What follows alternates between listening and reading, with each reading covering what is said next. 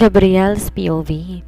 Nang makarating sa abandonadong opisina ni Tita Nadia, agad-agad siyang bumaba ng sasakyan sa harap mismo ng gusali.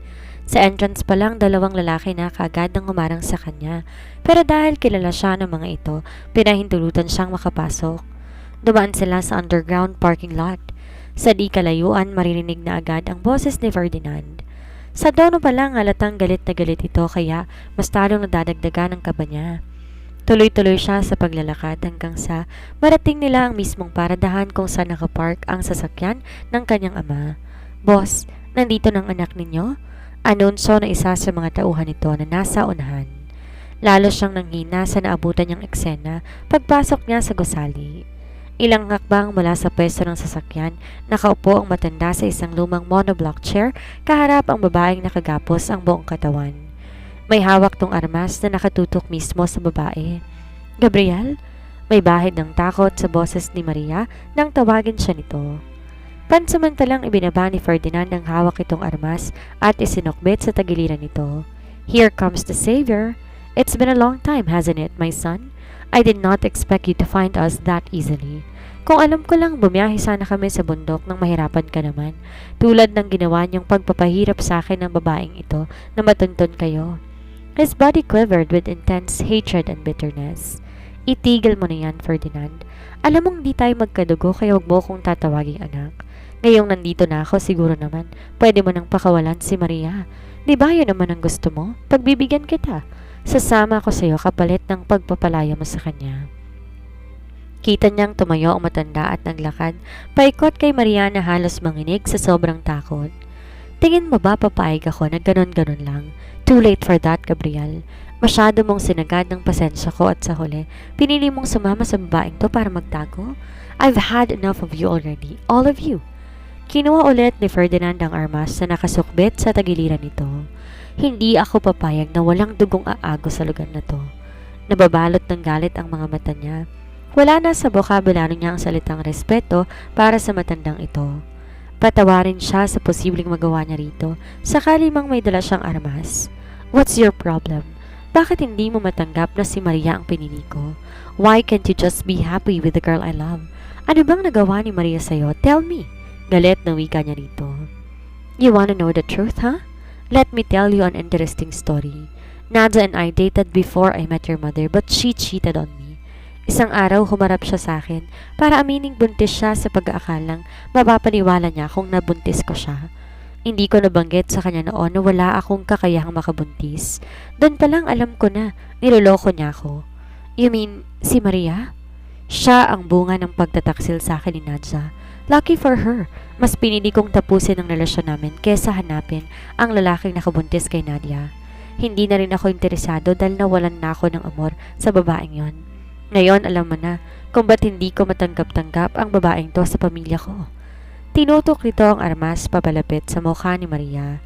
Sa tuwing nakikita kong pagmumukhang to, pinapaalala niya sa akin na minsan akong niloko ng isang Nadia Dominguez at yun ang di ko matanggap hanggang ngayon. Dahil si Minerva ang nasunod ng mga panahong ipinagkasundo kay ni Maria, wala ako sa posisyon para pigilan ang business agreement nila ng Nadiang yon. If I cannot prevent you from getting married, I guess I can do something to ruin your marriage. Yes, nung gabing nasa bar ang babaeng to, tumawag sa akin ng bartender na kakilala ko. He took pictures of her cheating with another man, or rather, the late Jeffrey Villanueva. Pinadala niya sa akin ang mga ebidensya na siya rin namang pinadala ko sa'yo. Nagulat ka ba, Gabriel? Lahat ginawa ko para sirain kayong dalawa. At ginawa mo yon dahil apektado ka pa rin sa panluloko ng mommy ni Maria? Damn, Ferdinand! It happened a long time ago. Hindi ka ba makamove on sa nakaraan ninyo? Tapos na yon, for crying out loud. And you even got married to my mom. Ano pa bang pinaghihimutok mo? Nagkandalit-silit ang buhay naming dalawa dahil dyan sa ego mo. Naghari ang halakak na matanda sa buong gusali. Come on, Gabriel. If it wasn't for me, you wouldn't know that this woman is cheating on you. I mean, you should be thanking me. It doesn't matter anymore, ani rito. Sinira mong buhay namin. At the same time, she was working for me. Nakita ko ang malaking pagbabago ni Maria. Matagal niya nang pinagsisisihan ang nagawa niyang pagkakamali. Binigyan ko siya ng pangalawang pagkakataon at naging maayos ang pagkasama namin sa maikling panahon. Pero anong ginawa ninyo ni Amara? pinaglaruan niyo kami. Una, pineke niyong DNA test para paghiwalayin kami. Pangalawa, pinaniwala niyo kami na si Jeffrey ang tatay ni Margaret at kung di pa nagkasakit yung bata, hindi pa namin malalaman ang katotohanan. May balak pa kayo ni Amara ipaako sa akin ang batang pinagbubuntis niya. Anong klase mga tao kayo? Paano nyo nasisikmurang panoorin kaming nagturusa habang kayo nag-enjoy sa palabas na kayo rin ang may gawa? Emosyonal niyang signal sa ama-amahan na ngayon tahimik at diretsyong nakatitig sa kanyang mga mata. Ano? Magsalita ka. Sir, ani Maria sa matanda.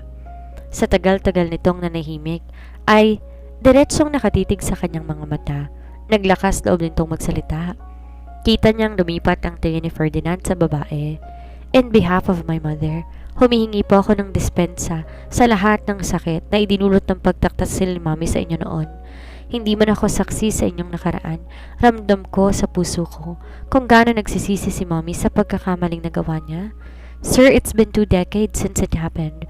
Would it be better if we just move forward instead? Sa tingin niyo po ba matutuwa si Ma'am Minerva gayong may bigat pa rin dyan sa puso ninyo? They say you cannot change the past, but you can reshape the future. Maikli lang ang buhay natin and we're not getting any younger. Sa mga natitirang taon natin sa mundo, makabubuti kung mag-move on na lang tayo at magpatawad. Nakikiusap po ko sa inyo, palayaan niyo na kami ni Gabriel. Pagsasumamo ni Maria habang umiiyak. Sa kabila ng narinig niya kay Maria, hindi pa rin siya nakatitiyak. Kilala niya si Ferdinand, kasing tigas ng bato ang puso nito at walang sino man ang kayang makatibag nito. Ngunit kinagulat niya ang sumunod na nangyari. Kapansin-pansin ang biglaang pagbabago sa ekspresyon ng matanda. Ang kaninang mukha na puno ng galit unti-unti kumakalma. Dahan-dahan itong binababa ang mas at napaupo sa semento. Yumukuto at nagpakawala ng impit na hagulhol. Maraming buhay ang nasira ng dahil sa naipong galit ko ng mahabang panahon. I even took the life of an innocent man. Ngayon ko palang napapagtanto kung gaano ko kasamang tao. Damn! What have I done? Ferdinand, sambit niya rito. Pasensya na kayo sa mga nagawa kong kasalanan sa inyong dalawa at sa anak ninyong si Margaret na siyang nadamay din sa lahat ng ginawa ko. Alam kong hindi sapat ang mga salitang ito para ibsan ang sakit na nararamdaman ninyo at maiintindihan ko kung di nyo pa ako kayang patawarin. Ang importante sa akin ngayon malaman ninyo kung gaano ako nagsisisi sa aking nagawa. Ferdinand paused for a second as his eyes shifted at Maria. Tama ka, hindi na ako bumabata. This time, I will make things right. Nais kong gamitin ang natitirang taon ko sa mundo para pagbayaran ang aking mga kasalanan. You mean... Tumango ang matanda. Handa na akong sumuko sa batas. Hinayaan siya ni Ferdinand na pakawalan si Maria.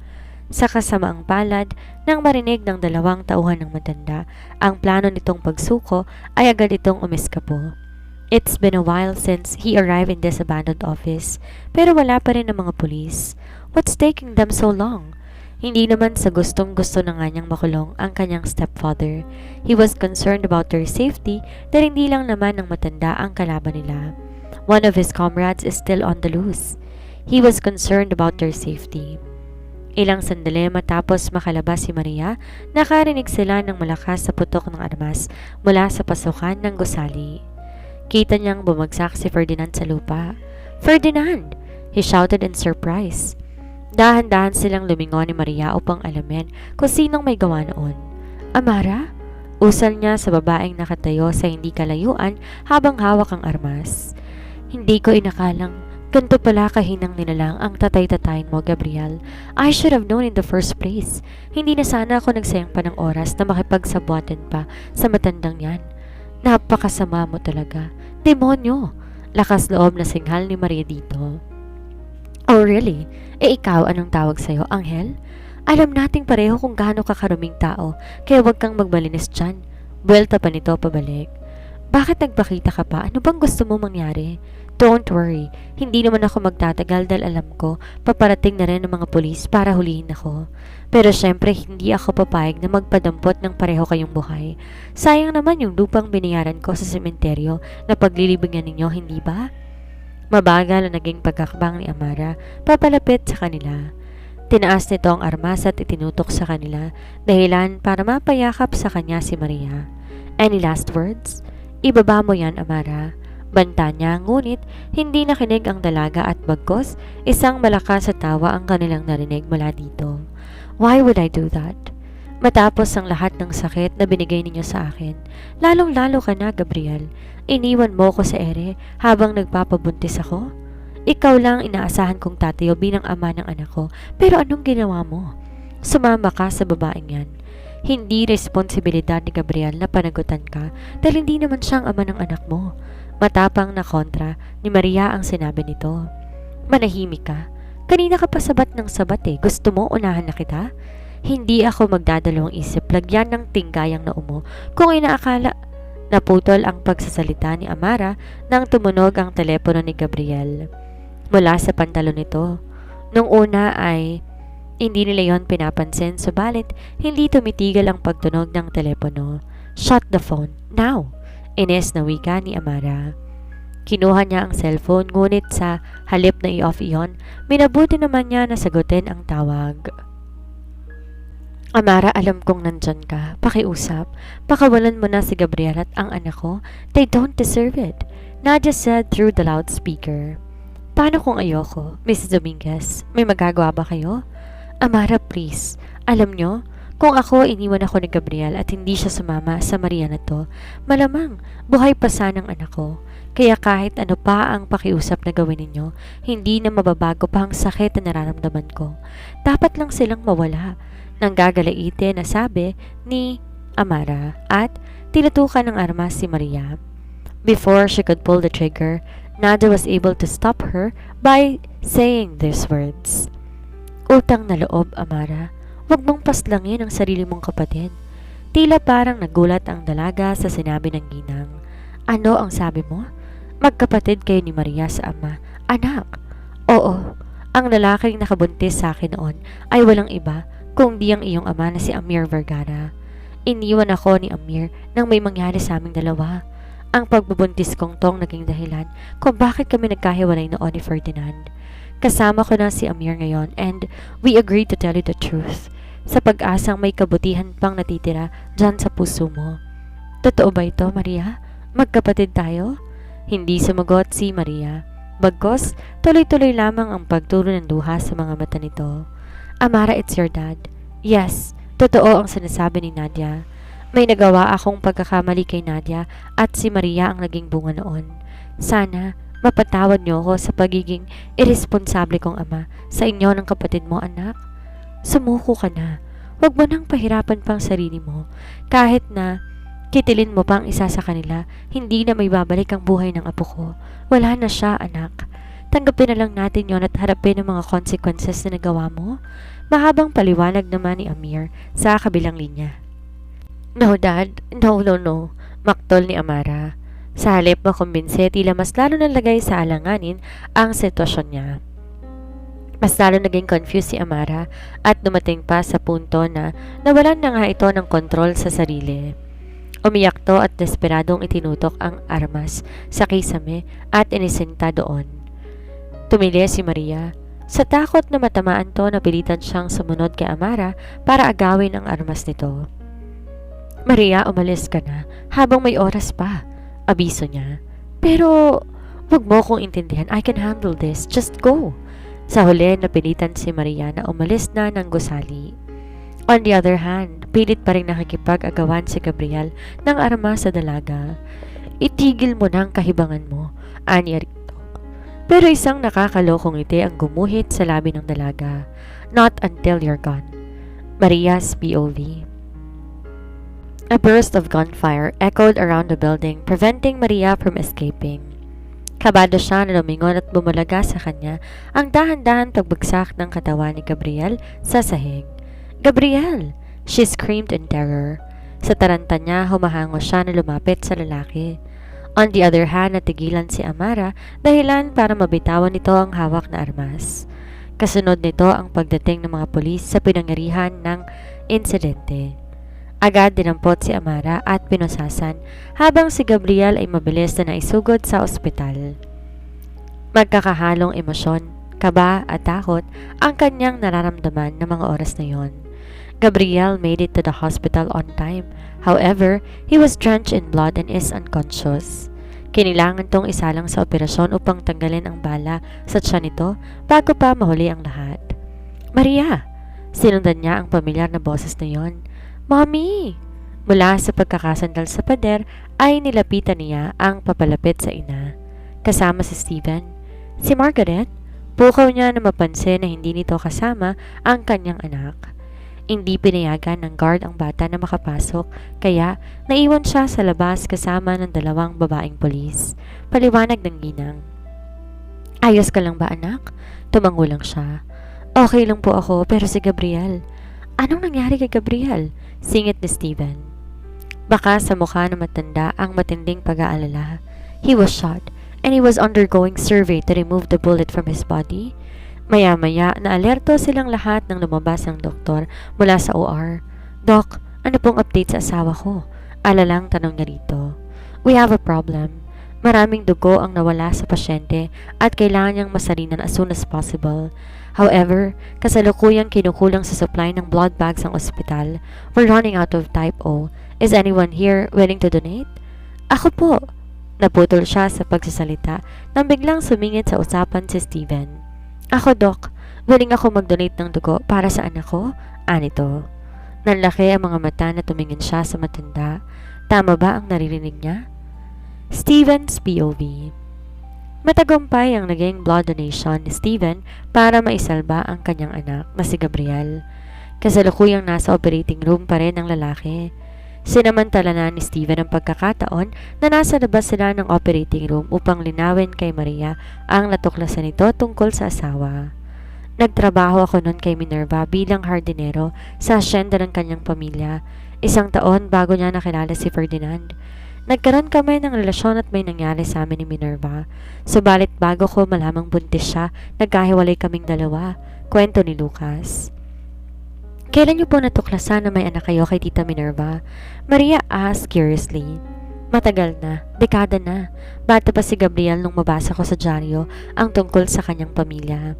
The first time I saw that little boy in the newspaper, I knew he was my son. May mga kumakalat ding spekulasyon sa posibleng hindi tunay na anak ni Ferdinand si Gabriel dahil sa di umano infertility issues nito. Bakit hindi niya subukang magpakilala kay Gabriel bilang kanyang ama? Dagdag pa nitong tanong. Matabang ng ngiti ang sinukli niya rito. Masyado akong naging duwag ng mga panahong yon. Malaking tao si Ferdinand at isa lang akong hamak na hardinero. Isa pa sa nakikita ko, nasa maayos na kalagayan ng anak ko at alam ko, hindi ito pababayaan ni Minerva. Nariyan si Ferdinand para tumayo bilang ama ng bata. Kung kaya't hindi na ako kailangan pa ng anak ko. Naisip ko baka magkagulo lang kapag nagpakita pa ako. Ngunit sa paglipas nga ng mahabang panahon ay hindi maalis ang pangungulila ko sa aking anak. Gusto ko na malaman ang mga nangyari sa buhay niya, kaya naging isa ako sa kanyang mga tagahanga na lihim na sumusuporta sa kanyang karera. Nang mabalitaan kong naghahanap si Gabriel ng bodyguard, ginamit kong oportunidad na yon para mapalapit sa anak ko. Sa kabila ng katandaan ko, pinasok pa rin ang trabaho. I thought, this is my last chance. If I miss it, there won't be a next time for me. Sa maiksing panahon ko na hindi nagawang gampanan ni Ferdinand sa huli, mga bagay na iyon. Naibigay ko ang suporta, pagmamahal at proteksyon na kailangan nito mula sa isang ama. Ngayong wala na ang kinikilala niyang ama, handa na akong tumayo bilang kanyang magulang. Tanggapin man niya ako o hindi. Kilala ko si Gabriel, Sir Steven. He may look tough, but deep inside, he is a good man. Sigurado na kapag nalaman niyang totoo tungkol sa inyo, tatanggapin ka noon ng buong puso. Nakangiting sambit ni Maria na sinang-ayunan naman ni Nadia. Tama si Maria. Lalo pat nagpakita ka ng pagmamahal at katapatan sa kanya. Abay baka ipagpasalamat pa niyang pagdating mo sa buhay niya bilang kanyang ama. Hindi na kumibo si Steven. Bagkos, isang tipid ng ngiti ang naging tugon nito. Nakatulong kahit papaano ang maikling pag-uusap nila ni Steven upang maibsan ang tila bato na nakadagan sa kanyang puso. Hindi niya lang napagaan ang loob ng matanda, marami rin siyang natuklasan tungkol sa buhay ng dating asawa. Now there is a good reason for Gabriel to fight for his life, not only his daughter but also his biological father. Time passed and someone came out of the OR. It was the surgeon. He took off the mask he was wearing as she left her seat and walked towards him. "Doc, how's the operation?" Tanong niya na may kaba sa puso. Napabuga ng hangin ng doktor bago to nagbitiw ng salita. Sa kabilang banda, nakalipas ang 2 taon. Ang pagtama na mataas sa sikat ng araw ang gumising kay Maria mula sa mahimbing na pagdulog. Hudyat na panibagong araw na naman ang kailangan niyang harapin. Though this wasn't an ordinary day for her, it was special. Nang makapag-inat-inat, minabuti niya ng bumangon at ligpitin ang higaan. She left the room, yawning. Agad na nakatawag ng pansin niya ang mabangong amoy. Sinundan niya ito hanggang sa dalhin siya ng kanyang mga paa sa kusina kung saan naabutan niya ang kanyang ina na abala sa pagluluto. Nasulyapan niya rin ang kanyang anak na matyagang nagdrawing sa mesa at nasa dining table. "Mommy!" Pansamantala tong tumigil sa ginagawa upang sugurin siya ng isang mahigpit na yakap sa bewang. "Happy birthday, Mommy ko." "Thank you, anak. Kumain ka na ba ng breakfast?" "Opo. Nagdodrawing po ako pero mamaya ko pa po ipapakita sa inyo kapag tapos na." Natawa na lamang siya at ginulo-gulo ang buhok ng bata. As usual, napakabibo pa ring bata ni Margaret. She is now 8 years old and is currently homeschooled dahil masyadong malayo ang paaralan mula sa kanilang tinitirahang isla dito sa El Nido, Palawan. Kanina pa nag-aalmusal ang mga tao dito. "Alam ko naman na pagod ka kagabi na mag-asikaso ng mga guest kaya hindi na kita ginising ng maaga." Wika ng kanyang nasa harapan ng kalan. "Ganun po ba? Kumain ka na dyan." "Sige po." Naupo siya sa mesa katapat ang kanyang anak at nagpatuloy sa pagguhit. "Sina Cynthia at Chas po?" Usisa niya na mapansing wala ang kanyang mga kaibigan. "May pinabili akong ingredients para doon sa lulutuin kong spaghetti mamaya. Kanina pa sila umalis pero hanggang ngayon wala pa sila. Kailangan ko pa naman ng katuwang dito, lalo pat marami-rami itong iluluto ko para mamaya. Hayaan niyo ma, pagkatapos ko rito tutulungan kita dyan." "Hindi na, Iha, birthday mo ngayon. Mas mabuti kung i-enjoy mong araw na to kaysa magpakapagod ka dyan." "Si mama talaga?" Naiiling niyang sabi sa isip.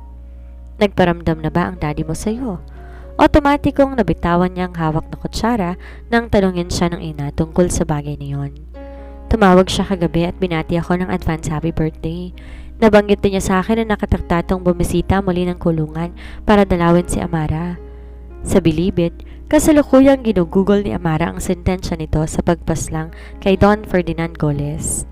Isang beses niyang nasilip ang kapatid at iyon ay nung bago sila bumiyahe patungong Palawan. Since then, she never had a chance to talk to her. Sa kabutihang palad, lagi siyang ina-update ni Mr. Vergara tungkol sa kalagayan ni Amara.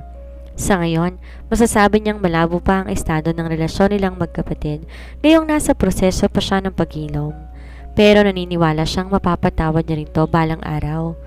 "Sigurado ka ba, hindi mo nagagamitin ang apelido ni Amir? He's still your father after all." Pag-iiba ng kanyang ina. "Okay na ako rito sa Dominguez, ma. Nakalakan ko ng apelido niyo at dadalhin ko to hanggang sa mag-asawa ulit ako. Isa pa, nasabi ko na kay dad ang desisyon ko at nirerespeto naman niya yon. We don't need to make unnecessary changes to that.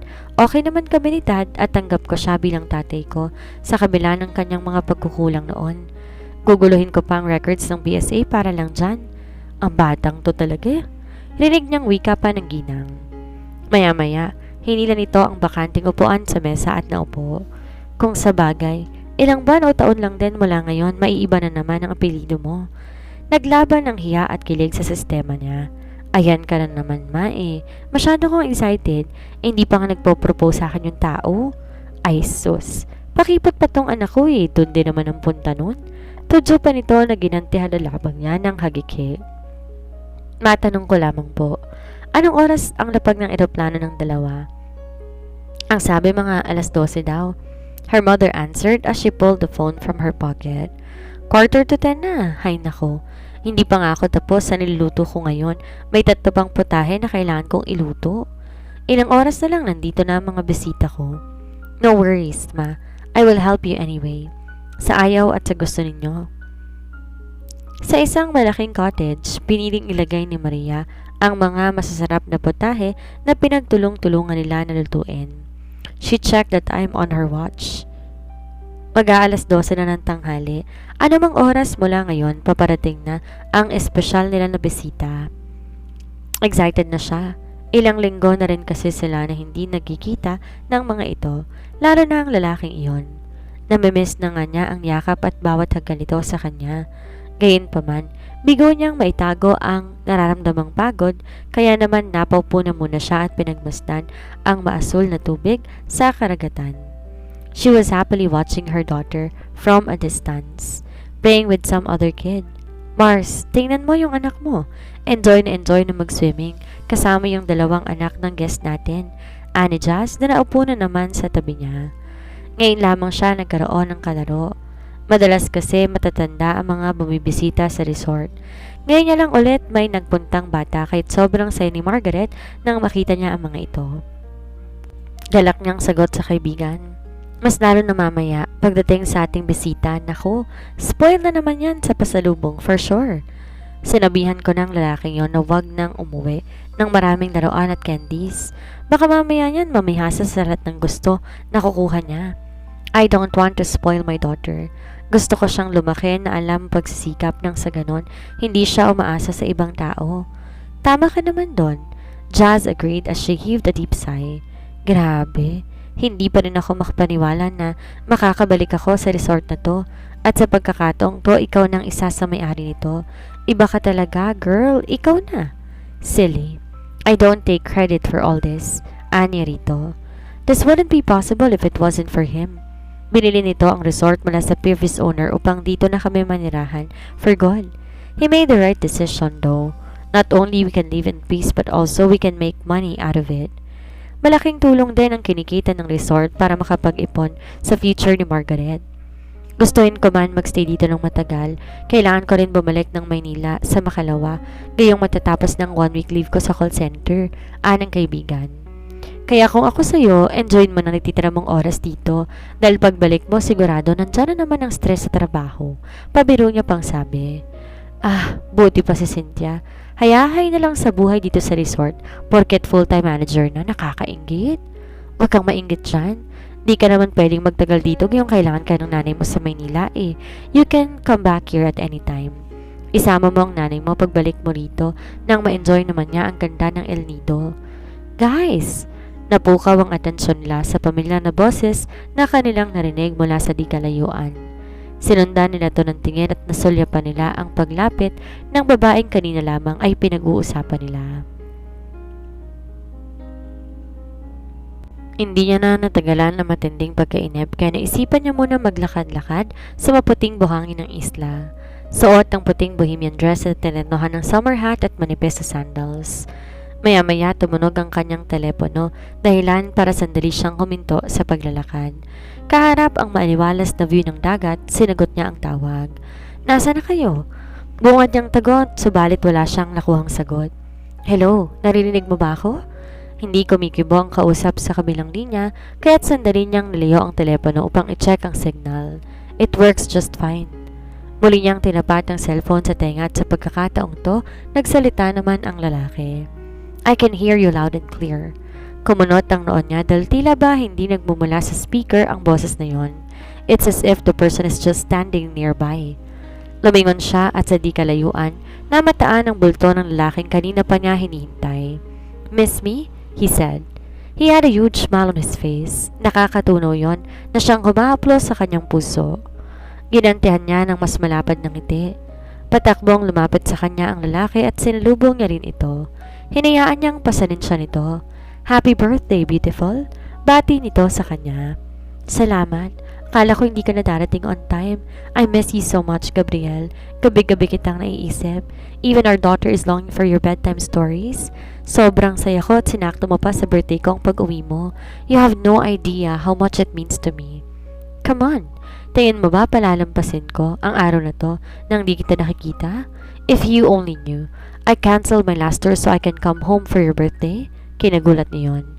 You did that for me? Yes, Maria. Ang concert pwedeng iatras, pero ang espesyal na araw ng babaeng mahal ko walang reschedule. I'm willing to cancel all my appointments dahil wala nang mas importante pa sa akin kundi kayo ng anak ko. Di niya mapigil ang kilig na nadarama kaya kaagad niya tong hinagkan sa labi. Maya-maya nagpasya na silang bumalik sa cottage. Na makumpleto ang mga tao, sinimula ng selebrasyon sa isang dasal ng pasasalamat. Matapos ang kaunting salo-salo, nagsimulang magbigay ng regalo ang ilan sa malalapit sa kanya. Pero ang kinagulat niya ay ang biglang pagluhod ni Gabriel sa kanyang harapan. Tsaka nito nilabas ang isang maliit na kahon na naglalaman na napakagandang singsing na may malaking diamante sa gitna nito. Gabriel? Pabulong niyang tawag sa pangalan nito kasabay ng unti-unting pagtulo ng luha niya. She wasn't born yesterday. May ideya na siya kung saan papunta ito. It's been 2 years since I first saw you after a long time. Napuno man ng galit ang puso ko dahil sa mga pagkakamali mo noon. Sa huli, mas nanaig ang pagmamahal ko sa iyo kaya natutunan ko ring magpatawad. Ilang beses na tayong sinubukan paghiwalayan. Gumawa pa rin ang paraan ng tadhana para muling paglapitin tayong dalawa. At ngayong wala ng hadlang sa pagmamahalan natin, hindi na kita pakakawalan pa. 2 years is enough, Maria. Handa akong bunuin ang ilang dekada ng buhay ko kasama ka. Mahal na mahal kita. At ikaw lang kailangan ng puso ko para manatili itong buo. So, Maria Dominguez, will you make me the happiest person in the world and be my wife again? Tumango-tango siya kasabay ng pagdaustos ng kanyang mga luha sa pisngi. Yes, baby, of course. Matamis niyang tugon. Umalis sa pagkakaluhod si Gabriel para isuot ang singsing sa daliri niya. Isang matamis na hagkan ang ginawa nito bago siya kinulong sa mga bisig nito. Nagpalakpakan hindi lang ang mga kasama nila sa cottage, pati na rin ang ilan pang guests ng resort na nakasaksi sa unexpected proposal ni Gabriel para sa kanya. Mommy! Kalabit ni Margaret dahilan para kumalas siya mula kay Gabriel. May hawak dong isang piraso ng papel na nakatupi sa gitna. Inabot yon ng bata sa kanya. Birthday gift ko po para sa inyo. Really? Wow! Ang bait naman ng baby girl ko na yan. Patingin nga ako ng drawing mo. She took the paper from her daughter's hand and carefully unfolded it. Isa yung simpleng drawing na may malalim na kahulugan. It consists of 3 people in a church kung saan nakasuot siya ng wedding gown habang si Gabriel nakabarong at sa gitna nila walang iba kundi ang flower girl na si Margaret. Naantig ang puso niya sa bigay na drawing ng kanyang anak. Saktong-sakto, dahil ilang buwan mula ngayon haharap siya sa altar kasamang lalaking sinisigaw ng kanyang puso mula noon hanggang ngayon. Dito na po nagtatapos ang muntikong storya. Maraming salamat po sa lahat ng nakinig at sumubaybay. Sana po ipatuloy niyo pa ring suportahan ang paparating kong bagong istorya. Pasensya na rin po dahil nitong mga nakaraan, hindi ako updated sa pag-upload pero promise, hindi na po magtatagal ang mga susunod ko pang upload. Araw-araw po ako mag-upload para hindi kayo mabitin. Muli, thank you and keep safe everyone.